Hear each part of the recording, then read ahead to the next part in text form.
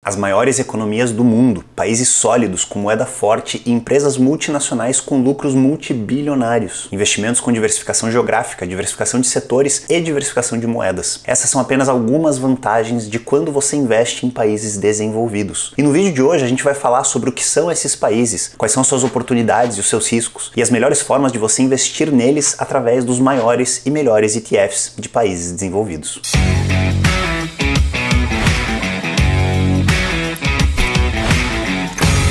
Você chegou agora aqui no canal, muito prazer, meu nome é Daniel Staff, eu sou especialista em investimentos internacionais e finanças comportamentais e a minha missão aqui é trazer conteúdo de qualidade para que você tenha autonomia com o seu dinheiro e os seus investimentos. E o vídeo de hoje faz parte de uma série onde eu desconstruo um setor, uma região, uma estratégia de investimentos. Eu apresento para vocês os riscos e as oportunidades, o que são essas estratégias e as melhores formas de você se expor a elas. Eu chamo essa série de Desvendando ETFs e esse é o quarto episódio dela. Nos 3 primeiros eu falei sobre mercados emergentes, sobre o setor de semicondutores, que na minha opinião é um dos setores mais fascinantes do mundo, e sobre empresas pequenas e baratas, mais conhecidas como Small Cap Value. E eu vou deixar o link para todos esses vídeos no final desse vídeo e na descrição dele também. E hoje a gente vai falar sobre os mercados desenvolvidos ou países desenvolvidos e como investir neles. Antes de mais nada, o que são os mercados desenvolvidos? O que são esses tais de países desenvolvidos? Eles também são conhecidos popularmente como países de primeiro mundo, e eles são geralmente países que possuem uma alta qualidade de vida, uma economia mais desenvolvida, uma infraestrutura e uma tecnologia mais avançadas se comparadas a países emergentes ou países como a gente conhece de terceiro mundo. E para definir se um país é ou não de primeiro mundo, dependendo da onde a gente olha, são usadas diferentes métricas. Alguns órgãos internacionais usam o PIB como essa métrica, outros usam o Índice de Desenvolvimento Humano, o IDH do país, para dizer se ele é desenvolvido ou não. Mas a grande maioria das classificações de países desenvolvidos usa o que a gente conhece como PIB per capita, que é o PIB, a riqueza produzida naquele país em determinado ano, dividido pela população daquele país. Então é a riqueza produzida a cada habitante daquele país. E como essa é a métrica mais utilizada para determinar se um país é desenvolvido ou não, e geralmente eles usam um valor de $20 mil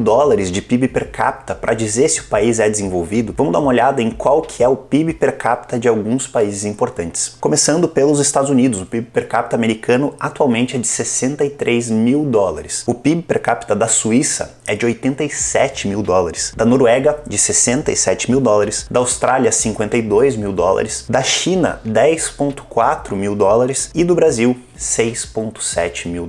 Inclusive, esse é o principal motivo do porquê a China, que é uma das maiores economias do mundo, dependendo da métrica que a gente olha, ela já é a maior economia do mundo, ou a segunda maior logo atrás dos Estados Unidos, ela não é considerada um país desenvolvido. Muita gente olha e pensa, nossa, mas a China com tantos trilhões de dólares de PIB, com uma população tão grande, sendo uma das maiores economias do mundo, como que ela não é considerada um país desenvolvido? E a resposta está justamente no PIB per capita da China. O PIB da China é sim muito grande, mas quando a gente divide esse PIB por 1,4 bilhões de pessoas, que é a população chinesa, acaba que o per capita desse PIB fica muito baixo, $10,4 mil, como a gente acabou de ver. Então a China precisa produzir muito mais riqueza, praticamente o dobro de riqueza que ela produz hoje, para ser considerado um país desenvolvido, segundo a métrica do PIB per capita. E falando dos países que são desenvolvidos, são considerados países desenvolvidos, dependendo do critério utilizado e do órgão que faz esse critério, a gente tem grupos distintos. Para vocês terem uma ideia, segundo o Fundo Monetário Internacional, FMI, existem 39 países desenvolvidos. Segundo a Organização da Cooperação e Desenvolvimento Econômico, OECD, a sigla em inglês, existem 37 países desenvolvidos. Segundo o Banco Mundial, são 81 países desenvolvidos. Já quando a gente olha para o mercado financeiro, o mundo de investimentos, onde grandes gestoras e grandes empresas que criam índices mundiais definem países desenvolvidos,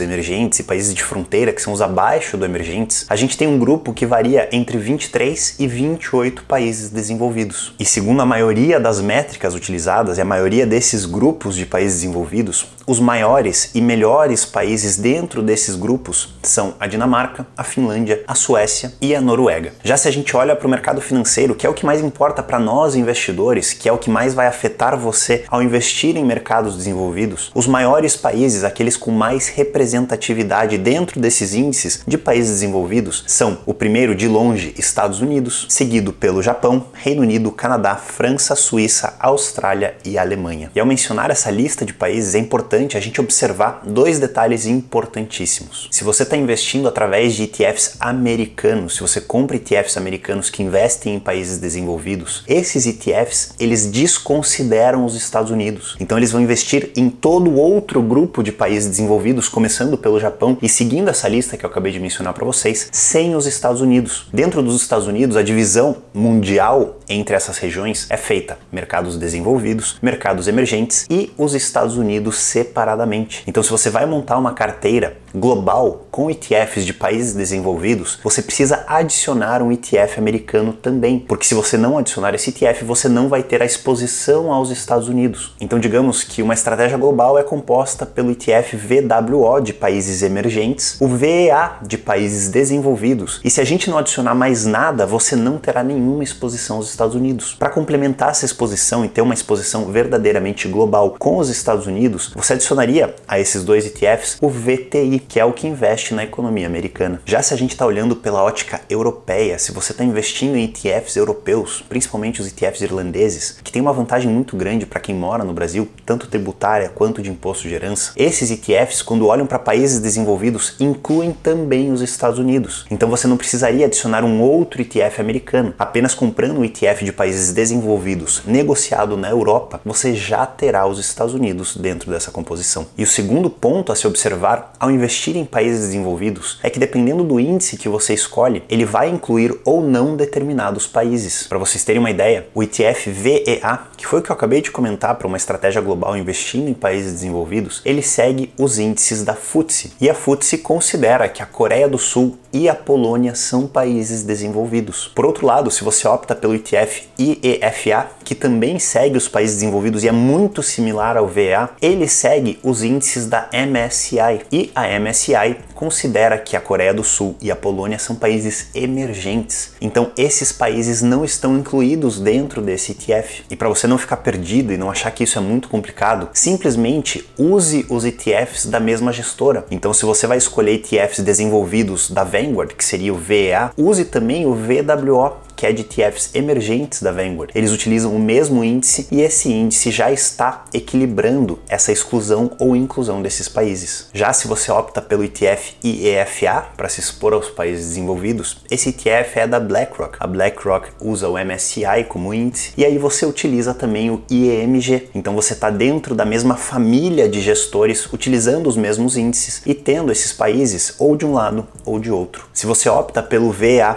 com o IEMG, você vai estar criando uma exposição dupla à Coreia do Sul e à Polônia. Já se você opta pelo IEFA e o VWO, você não se expõe nem à Coreia do Sul nem à Polônia em nenhum dos dois. Então sempre fiquem na mesma família de ETFs, na mesma gestora, para garantir que a exposição de vocês está realmente equilibrada. Dito isso, vamos olhar para as 10 maiores empresas que estão dentro desses ETFs de países desenvolvidos, usando o VA como nosso exemplo. Dentro do VA, a maior exposição de todas é para a empresa Nestlé de bebidas e alimentos, que é sediada na Suíça. A segunda maior posição é a Roche, uma farmacêutica também suíça. A terceira maior posição é a Samsung, uma empresa de tecnologia e eletrônicos da Coreia do Sul. Veja aqui que a Samsung está dentro do VA, pois ela é considerada um país desenvolvido, a Coreia do Sul. Já dentro do IEFA, ela não estaria dentro da posição. A quarta maior posição do VA é a ASML, uma empresa de semicondutores holandesa, seguida pela Toyota, empresa do setor automotivo japonesa, e pela Shell, uma petrolífera britânica. A sétima posição é a AstraZeneca, uma farmacêutica britânica muito conhecida pelas vacinas do Covid que ela produziu e que foram muito aplicadas no Brasil. A oitava posição é a BHP, que é uma mineradora australiana. A nona posição é outra farmacêutica, Novartis, da Suíça. E a 10ª posição é a LVMH, que é uma holding de artigos de luxo sediada na França. Ela é dona da Moët Chandon, da Dior e de várias marcas de luxo, tanto de bebidas quanto de vestuário. Percebam que apenas nas 10 maiores posições desse ETF, que tem mais de 4.000 empresas, vocês têm exposições a diversos setores, em diversos países, diversas moedas, diversos tipos de empresas. E falando disso, a gente começa a falar sobre as oportunidades desse setor. E a primeira delas é justamente essa diversificação, essa exposição a tantos setores, regiões, moedas e empresas de diferentes características. Com apenas um dos ETFs que eu vou mencionar agora, você ganha exposição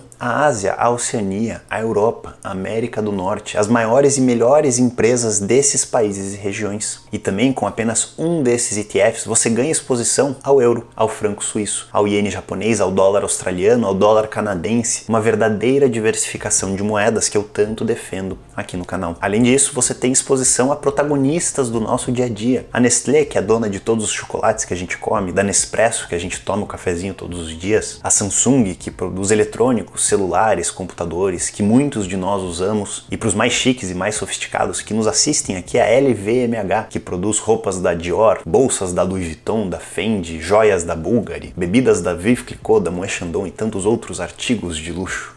E justamente por serem empresas mais estabelecidas, conhecidas mundialmente, com fluxos de caixa e lucros constantes, que elas se tornam posições mais conservadoras, posições mais estáveis em uma carteira, ideais para quem é mais conservador, para quem tem um prazo mais curto, para quem já está em momentos próximos da aposentadoria e do usufruto. Lembrando que nenhuma posição de renda variável é ideal para o curto prazo, mas existem sim posições dentro da renda variável que são um pouco mais conservadoras, um pouco mais estáveis, ideais para compor uma carteira diversificada junto com outras posições ainda mais conservadoras. Mas, como qualquer investimento que existe no mundo, esse investimento em países desenvolvidos também possui os seus riscos. E antes de falar dele, se você já aprendeu alguma coisa aqui nesse vídeo, deixa o seu like aqui no canal e se inscreve para você não perder próximos vídeos. E sobre os riscos dos investimentos em países desenvolvidos, a gente pode começar falando sobre o menor crescimento da região. A região de países desenvolvidos tem um menor crescimento do que outras regiões. Ela também tem uma desvantagem demográfica, ou seja, a população de países desenvolvidos, tanto países europeus quanto o Japão, por exemplo, ela é composta de pessoas com mais idade, de pessoas em uma época menos produtiva de suas vidas, e isso faz com que o desenvolvimento econômico e o crescimento dessas regiões seja menor do que outras. A gente tem também menos inovações em regiões de mercados desenvolvidos do que de mercados emergentes e os Estados Unidos. E uma outra grande desvantagem desses investimentos, ou talvez um risco e não uma desvantagem, é que boa parte desses países estão dentro da zona do euro. E a zona do euro possui diversos países com diferentes situações econômicas, diferentes ideias econômicas, diferentes níveis de inflação e diferentes políticas monetárias que seriam ideais para cada um desses países. E a combinação de tudo isso e dessas diferentes classes econômicas e tipos de economias pode ser algo negativo para essa região e, consequentemente, para os seus investidores. Por isso, sempre que você for se expor a uma classe de ativos ou qualquer tipo de investimentos, analise esses riscos, veja se você está disposto a correr eles, veja se eles fazem sentido dentro da sua estratégia, antes de cair de cabeça e destinar um grande percentual da tua estratégia para essa região. E agora vamos falar sobre os maiores e melhores ETFs para se expor aos países desenvolvidos. E antes, se você não sabe o que são ETFs, eu tenho esse vídeo aqui onde eu explico exatamente as suas vantagens e por que todos vocês deveriam ter ETFs na carteira. E se você já sabe o que são os ETFs, mas não sabe analisar cada um deles, eu tenho esse vídeo aqui onde eu te mostro como analisar um bom ETF para ver se ele faz sentido ou não na sua estratégia. E como sempre, eu vou deixar o link para esses vídeos na descrição aqui embaixo e no final desse vídeo para você assistir. Sobre os maiores ETFs que se expõem aos mercados desenvolvidos, aos países de primeiro mundo, a gente tem o VA com 95 bilhões de dólares. Ele é de longe o maior dos ETFs de mercados desenvolvidos. Depois, em segundo lugar, a gente tem o IEFA, IEFA com 88 bilhões de dólares e em terceiro lugar a gente tem o EFA com 47 bilhões de dólares sob custódia. Dentro da lista dos maiores ETFs de países desenvolvidos, os três próximos maiores ETFs são ETFs de renda fixa. Sim, a renda fixa nos países desenvolvidos é muito presente, é muito grande, tem uma representatividade muito grande no mercado financeiro global. E esses três grandes ETFs de renda fixa são o BNDX com 44 bilhões de dólares, o VCIT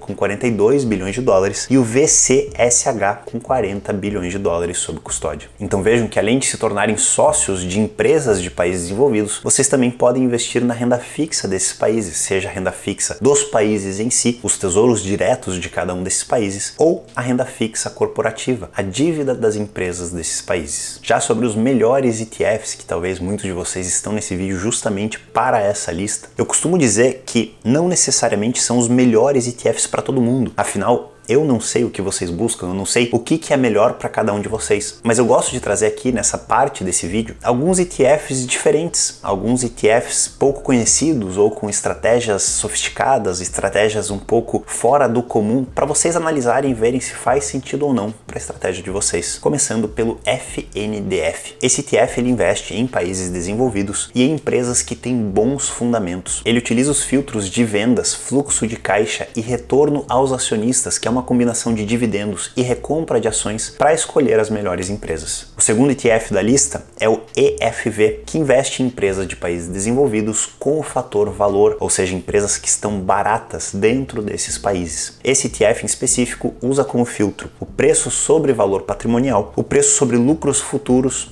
e os dividendos. O terceiro ETF da nossa lista é o IQLT, ideal para quem gosta de mais estabilidade. Esse ETF investe em empresas de países desenvolvidos que têm muita qualidade. Ele olha para o ROI das empresas, ou Return on Equity, ou retorno sobre patrimônio líquido, que é o lucro que a empresa consegue gerar sobre o seu patrimônio líquido. Ele olha também para dívida sobre patrimônio líquido, para escolher empresas pouco endividadas, e para a constância de lucro dessas empresas. Então esse é um ETF ideal para quem busca consistência, para quem busca qualidade dentro de países mais desenvolvidos. E o quarto ETF da nossa lista é o ISVL. Esse ETF ele é um pouco controverso. Eu adoro a metodologia dele. Ele foca em empresas pequenas e baratas, as famosas Small Cap Value, que foi inclusive o tema do nosso último vídeo dessa série Desvendando ETFs. E todas as métricas que ele usa, todos os filtros que ele usa me agradam muito. E eu gostaria muito de ter esse ETF na minha carteira e na carteira do Noah, do meu filho. O único motivo que eu não adiciono esse ETF nas nossas estratégias é que ele ainda é muito jovem, ele ainda é muito pequeno e sua liquidez é muito baixa. Eu tenho determinados parâmetros que você aprende naquele vídeo onde eu te ensino a analisar ETFs, e esse ETF, por melhor que ele seja, ele não se encaixa em diversos desses parâmetros de tamanho mínimo, de liquidez mínima e de idade para ser adicionado na minha carteira. Mas eu tenho certeza que em breve, daqui a alguns meses ou no máximo alguns anos, eu vou adicionar esse ETF se ele continuar crescendo, se ele chegar a esses mínimos que me agradam antes de adicionar essa posição. E alguns pontos adicionais antes da gente terminar o vídeo. O primeiro de todos é: nada disso que eu falei aqui é uma recomendação. Não porque eu não possa fazer recomendação, eu tenho todas as licenças necessárias para recomendar investimentos aqui nos Estados Unidos.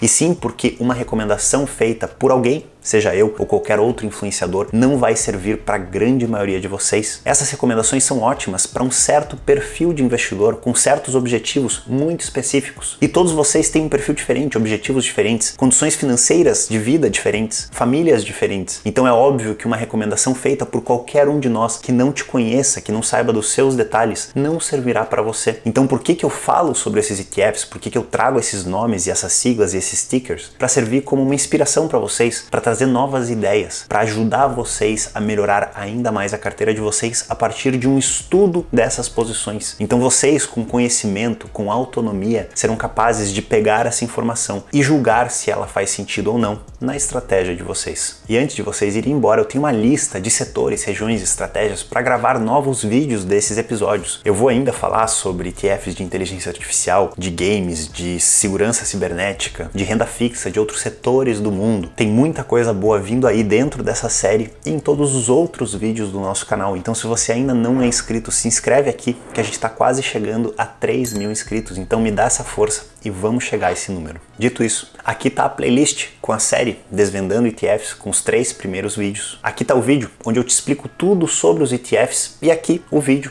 onde eu falo para vocês como escolher o melhor ETF. E se você ficou com qualquer dúvida ou tem qualquer observação sobre o vídeo de hoje, comenta aqui embaixo que eu vou te responder, e a gente se vê no próximo vídeo.